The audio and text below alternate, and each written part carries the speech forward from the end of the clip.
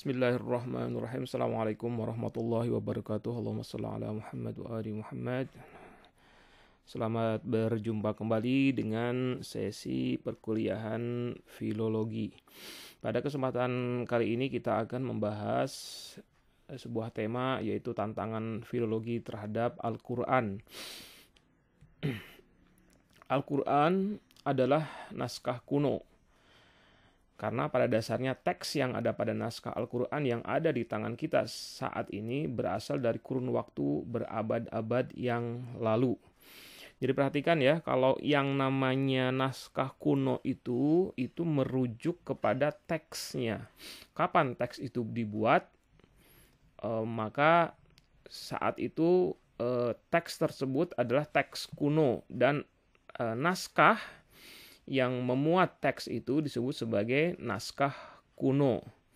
Jadi meskipun Al-Quran yang ada di tangan kita sekarang ini itu dicetak dalam edisi cetakan yang modern, akan tetapi pada dasarnya Al-Quran adalah tetap naskah kuno karena teksnya adalah teks kuno. Nah, naskah Al-Quran yang ada di tangan kita saat ini adalah salinan dari naskah-naskah yang telah dituliskan sebelumnya. Jadi jelas ya, jadi walaupun yang sekarang ada di tangan kita ini adalah naskah yang modern, dari kertasnya modern, tulisannya modern, sudah dicetak dan sebagainya, akan tetapi pada dasarnya itu adalah naskah kuno Al-Quran itu. Karena apa? Karena teksnya adalah teks kuno. Nah, sebagai salah satu naskah kuno, Al-Quran bisa dijadikan sebagai objek kajian ilmu filologi. Nah, di sini ada tantangan besar. Ketika Al-Quran ditempatkan sebagai objek kajian filologis, muncullah tantangan besar yang bisa jadi menciptakan masalah teologis yang cukup besar. Nah, bagaimana alurnya sehingga dikatakan bahwa Al-Quran ini ketika dijadikan sebagai objek kajian filologi, maka Al-Quran menghadapi tantangan yang besar. Sebagaimana naskah-naskah kuno lainnya, Al-Quran disampaikan dari satu generasi ke generasi lainnya melalui proses penyalinan. Ini clear ya buat kita semua. Ini adalah hal yang pasti bahwa Al-Quran itu sampai ada dan sampai ke tangan kita ini melalui proses penyalinan dari beberapa generasi. Dan kemudian setiap penyalinan dipastikan akan mengalami perubahan baik secara mekanis ataupun non-mekanis. Mekanis itu artinya adalah perubahan secara tidak sengaja, misalnya karena ngantuk, tertumpahi oleh cairan gitu. Atau misalnya ketika menuliskan sesuatu, si penyalin itu dia pikirannya melayang-layang kepada sesuatu yang lain, sehingga yang dia tuliskan adalah apa yang ada di dalam benaknya, bukan apa yang sedang dia salin. Itu sangat mungkin terjadi, itu kan ya. Maka menjadi ini salah satu di antaranya yang salah satu di antara postulat, adagium atau prinsip yang dikenal di kalangan filologi bahwa setiap penyalinan pasti mengalami perubahan. Baik secara mekanis seperti tadi ya, tanpa sengaja, atau secara non mekanis, artinya dia secara sengaja mengubahnya. Banyak sekali kasus-kasus di mana ketika orang ini menyalin sesuatu, maka dia kemudian melakukan perubahan. Terlepas dari salah atau benarnya yang dia lakukan ya, tapi yang jelas bahwa sangat sering terjadi yang namanya ketika menyalin sesuatu itu kemudian hasil salinan ini berubah dibandingkan dengan tulisan yang disalinnya itu. Kemudian prinsip berikutnya adalah bahwa semakin sering disalin, semakin banyak perubahan yang muncul. Ini juga salah satu hal yang dikenal di kalangan filologi. Dan memang akal kita juga mengatakan seperti begitu ya. Ketika satu kali penyalinan saja itu memungkinkan terjadinya perubahan baik secara mekanis ataupun non mekanis, maka ketika penyalinannya itu terjadi berulang-ulang dari satu generasi ke generasi yang lainnya, maka perubahan yang muncul itu akan semakin banyak. Kemudian berikutnya lagi ya, ini yang jadi bermasalah, Al-Quran pastilah mengalami perubahan kalau begitu. Kan gitu kan, Al-Quran disalin. Proses penyalinan pasti mengalami perubahan. Dan Al-Quran itu mengalami proses penyalinan selama berabad-abad oleh berpuluh-puluh generasi, ratusan generasi. Maka ya berarti Al-Quran itu pasti mengalami perubahan. Akan tetapi masalahnya di sini, tantangannya adalah di sini, bahwa kesimpulan ilmiah, dalam tanda kutip ya, ilmiahnya seperti ini pasti akan meruntuhkan pilar-pilar keimanan kaum muslimin. Ada konsekuensi teologis kalau Al-Quran dimungkinkan mengalami perubahan. Apa itu? Pertama adalah ribuan kitab tafsir akan kehilangan nilainya. Karena yang selama ini ditafsirkan ternyata teks yang mungkin saja bukan kalam ilahi. Kan begitu ya? Kenapa sih orang itu melafsirkan Al-Quran? Karena ingin memberikan penjelasan, memberikan pemahaman kepada orang-orang awam terkait dengan maksud dari apa gitu. Kenapa sampai bikin ribuan tulisan itu?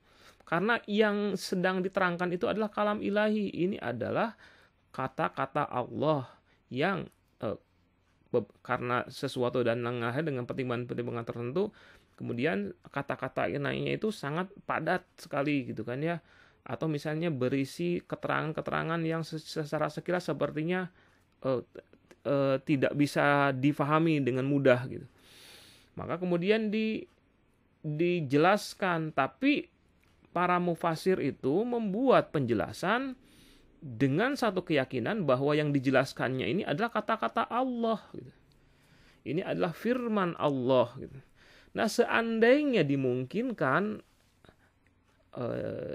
Quran ini ternyata mengalami perubahan, artinya apa yang ditafsirkan sekarang ini, misalnya kita sedang membuat tafsir Al-Quran, tapi kemudian ternyata itu bukan kalam ilahi, maka ribuan kitab tafsir yang telah dibuat itu menjadi kehilangan nilainya. Untuk apa? Menerangkan apa gitu. Ketika yang diterangkannya bukan kalam ilahi, karena yang diterangkannya itu adalah tulisan-tulisan yang ternyata telah mengalami perubahan dibandingkan dengan zaman dulunya. Ini adalah konsekuensi yang lumayan berat ya. Artinya kalau memang dimungkinkan Al-Quran itu mengalami perubahan, ini kitab-kitab tafsir ini nggak ada nilainya sama sekali. Atau berkurang lah minimalnya nilainya. Berikutnya lagi adalah hukum-hukum fikih. Ya, juga dianggap juga akan menjadi tidak bernilai. Kenapa? Karena sandaran utama hukum-hukum fikih di dalam Islam adalah Al-Quran, kalam ilahi. Semua mazhab sepakat.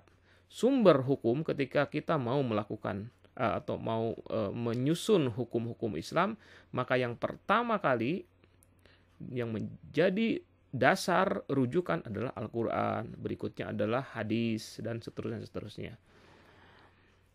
Ya, berikutnya lagi adalah yang ketiga adalah kitab Al-Quran itu akan kehilangan mukjizatnya, karena salah satu nilai mukjizat kitab ini sebagaimana yang dinyatakan oleh kitab Al-Quran ini adalah keabadiannya atau keterjagaannya dari perubahan teks. Teksnya tidak mungkin berubah gitu.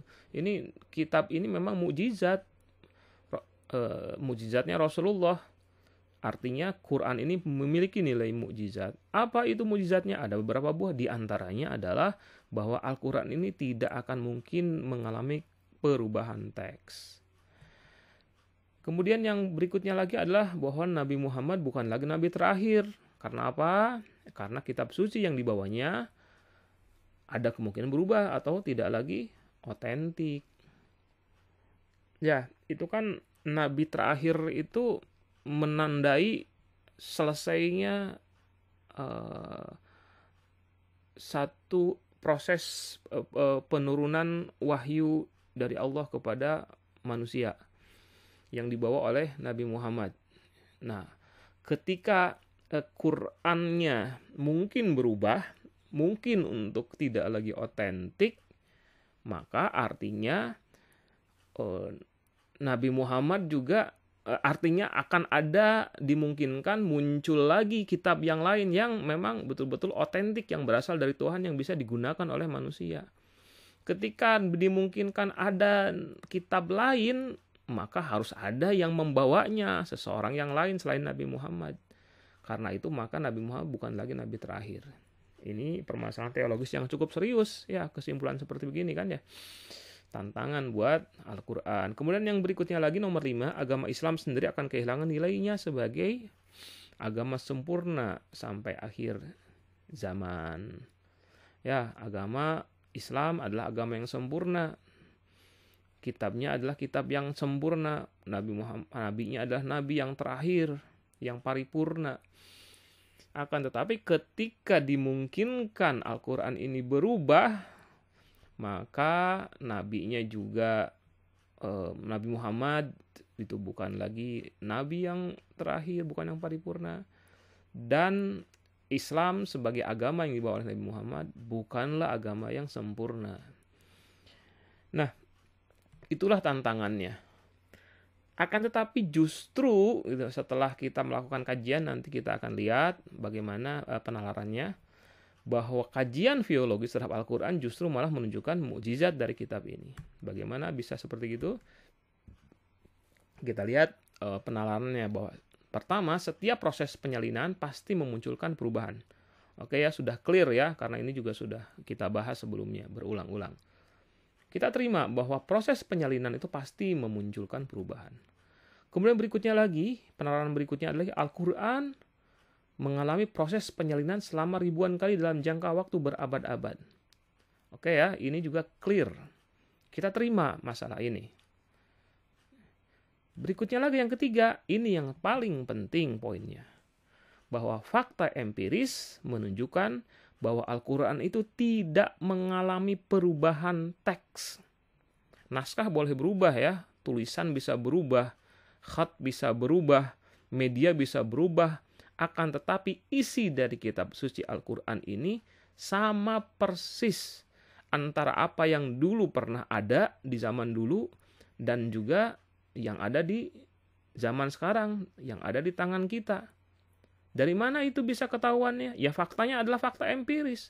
Ketahuan ada naskahnya Al-Quran yang dibuat di zaman dulu banget gitu kan ya, di zaman-zaman awal Islam. Itu persis isinya, teksnya, dibacanya sama seperti sebagaimana kita membaca teks Al-Quran yang ada di naskah-naskah Al-Quran zaman sekarang. Ini adalah salah satu contoh dari Mushaf Utsmani yang berisikan surah An-Nisa ayat 176 dan Al-Maidah ayat 1. Ini adalah naskah yang sangat tua. Zaman dulu sudah seperti begini. Seperti begini. Hurufnya berubah, ya aksaranya berubah, medianya berubah, tata cara membaca, jadi jenis khatnya juga berubah ya. Ini lebih dekat ke ini adalah prototipe dari khat kufi ini. Akan tetapi ketika dibaca, orang zaman dulu membacanya seperti begini dan orang zaman pun membacanya seperti begini. Ya, a'udzubillahi minasyaitonirrajim. Itsnatain falahuma tsulutsani mimma taraka. Wa in kanu ikhwatun rijalan wa nisaa falidzakari mithlu hadzil unthayain yubayyinullahu lakum an tadillu wallahu bikulli syai'in alim. Dilanjutkan dengan surah Al-Maidah. Bismillahirrahmanirrahim. Ya ayyuhalladzina amanu aufu bil uqud. Ya, nah ini yang ini adalah bukti empirik bahwa dulu Al-Quran zaman dulu dan Al-Quran zaman sekarang itu persis sama. Nah, empirikal adalah salah satu dalil yang bersifat aksiomatis atau badihiyat yang menunjukkan kebenaran sesuatu. Empirik itu badihiyat, aksiomatis, jelas sekali. Kalau misalnya saya katakan bahwa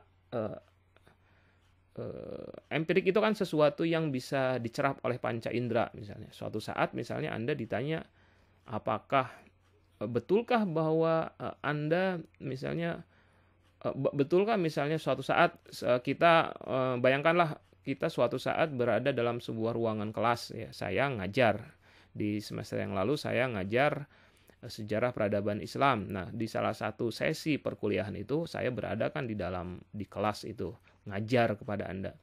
Kemudian kalau misalnya ada pernyataan yang mengatakan bahwa Pak Otong saat itu sedang berada di kelas saya. Dari mana Anda tahu? Kemudian Anda mengatakan, loh saya melihat sendiri kok Pak Otang ada di sana. Nah, pernyataan Anda itu adalah sebuah kebenaran, dan dasar yang dipakai adalah dasar yang sangat kuat karena Anda melihat sendiri saya, gitu kan ya. Saya berada di ruang tersebut. Itu yang disebut dengan empiris ya. Empiris adalah bukti dan dalil yang sangat kuat untuk menunjukkan kebenaran sesuatu.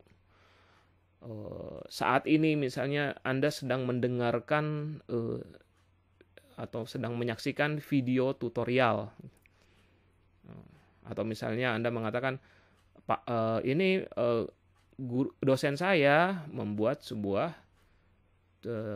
video tutorial. Kemudian kalau ditanya, dari mana Anda tahu? Ya saya sendiri menyaksikan kok, melihat kok hasilnya. Maka itu adalah salah satu jenis pembuktian dengan melakukan hal yang empiris. Dan terkait dengan Al-Quran ini, pembuktiannya adalah pembuktian empirik. Anda mau berteori apapun juga, dengan mengatakan pasti ada perubahan, buktinya nggak berubah kok. Ada sampai sekarang, bisa dilihat. Jadi bukan sesuatu yang abal-abal, bukan sesuatu yang hoax, bukan hanya sekedar klaim saja bahwa Al-Quran zaman dulu teksnya sama dengan Al-Quran zaman sekarang. Ada tersimpan di museum-museum banyak sekali. Dari satu abad ke abad yang lainnya tetap sama. Tidak ada perubahan sama sekali terkait dengan tata cara pembacaan Al-Quran. Ini adalah bukti yang empiris, dan empirikal adalah hal yang aksiomatis yang menunjukkan kebenaran sesuatu. Maka kalau begitu, gitu, ketika teorinya mengatakan, ini masuk ke yang nomor 5 ya, yang menjadi kesimpulan. Ketika teorinya mengatakan bahwa sebuah tulisan, seandainya tulisan itu merupakan tulisan salinan yang berasal dari tulisan yang lain, dan tulisan itu disalin secara turun-temurun, bergenerasi, dan melewati belasan abad ya, 1400 tahun, maka mestinya tulisan itu, salinan itu mengalami perubahan.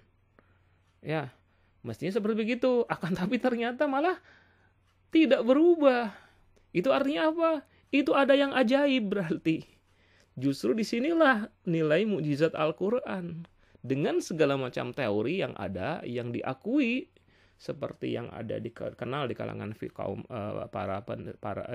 di dunia filologi, ketika dihubungkan dengan Al-Quran, semua prinsip-prinsip itu berantakan. Karena itu maka dipastikan ada sesuatu yang aneh, ada invisible hand, ada tangan tak terlihat yang menjaga teks Al-Quran hingga kitab ini teksnya tidak mengalami perubahan. Al-Quran mengatakan, inna a'udzubillahi minasyaitonirrajim, inna nahnu nazzalna dzikra wa inna lahu lahafizun. Sesungguhnya kamilah yang menurunkan az-dzikra atau Al-Quran ini, dan sesungguhnya